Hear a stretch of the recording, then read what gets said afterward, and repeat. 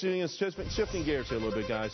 Some police unions want to boycott Beyonce after her Panther Super Bowl performance, but she is getting some support from Louis Farrakhan. He's actually offering to supply security for her shows.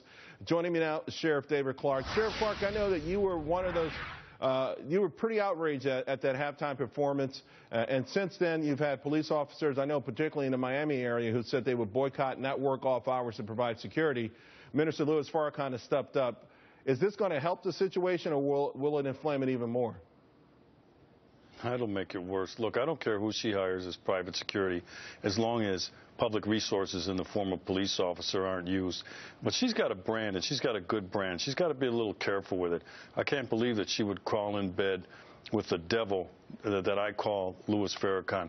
If Lucifer had a son, it would be Louis Farrakhan. This guy spews hate, racism. He's an anti-Semite.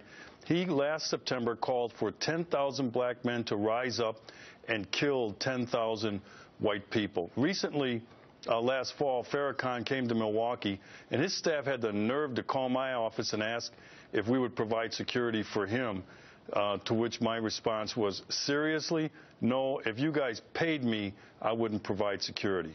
And yet, in the black community, Farrakhan is seen as a positive.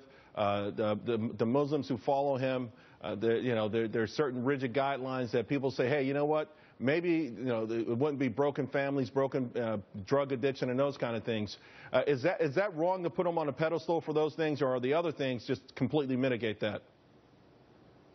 Sure, there are enough positive black role models in central cities and in large cities across the United States to not have to scrape the bottom of the barrel for Louis Farrakhan to be held up as a role model. Look, this guy, he comes in, he spews that hate, he's very divisive. He has done nothing to improve black life in any city in America.